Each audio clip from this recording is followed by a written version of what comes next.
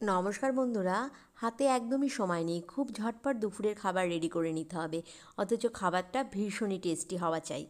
খুব বেশি কিছু মেনু তো করব না, দু একটা পদই রান্না করব, তাহলে অবশ্যই ভীষণই টেস্টি হওয়া চাই, আর তার মধ্যে তো একটা মাছের রেসিপি থাকবেই। তাই আজ অনেক ভেবেচিন্তে বানিয়ে নিলাম লাঞ্চের জন্য গন্ধরাজ রুই। খেতে ভীষণই টেস্টি, আবার খুব ঝটপট তৈরি হয়ে যায়। যেমন ভাবা তেমন কাজ। মাছগুলো প্রথমে ম্যারিনেট করে দেবো। নুন, হলুদ, সামান্য গোলমরিচ গুঁড়ো আর গন্ধরাজ লেবুর রস দিয়ে মাছগুলো ম্যারিনেট করে 15-20 মিনিট রেখে দেবো। মাছ ম্যারিনেট হতে হতে মশলাগুলো রেডি করে নেব। প্রথমে রেডি করে নিলাম আদা, পেঁয়াজ আর কাঁচা লঙ্কার পেস্ট।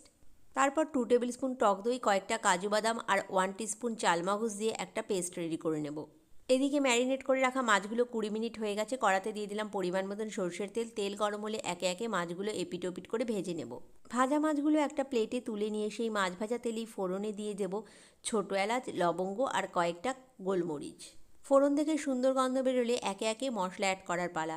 প্রথমে দিয়ে দেব কাঁচা লঙ্কা, আদা, পেঁয়াজের পেস্ট, সামান্য হলুদ আর পরিমাণ মতো নুন দিয়ে মশলাটা খুব ভালোভাবে কষিয়ে নেব। মশলা থেকে তেল ছেড়ে আসলে অ্যাড করে দেব কাজু বাদাম আর টক দইয়ের পেস্ট।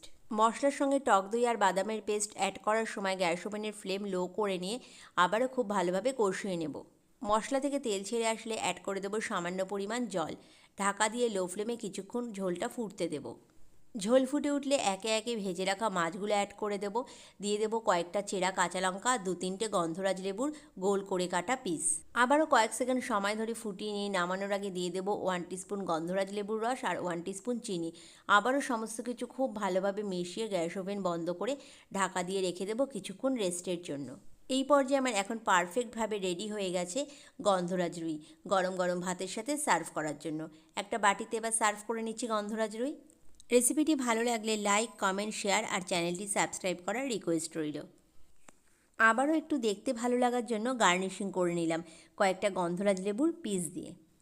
এবার সার্ভ করে দিলাম প্লেটে গরম গরম ধোয়া ওঠা ভাতের সঙ্গে এই গন্ধরাজ রুই। ভীষণই টেস্টি হয়েছিল, দেখতেও দারুণ সুন্দর হয়েছিল। খুব ঝটপট তৈরি করা যায়, আবার খেতেও হয় ভীষণই টেস্টি।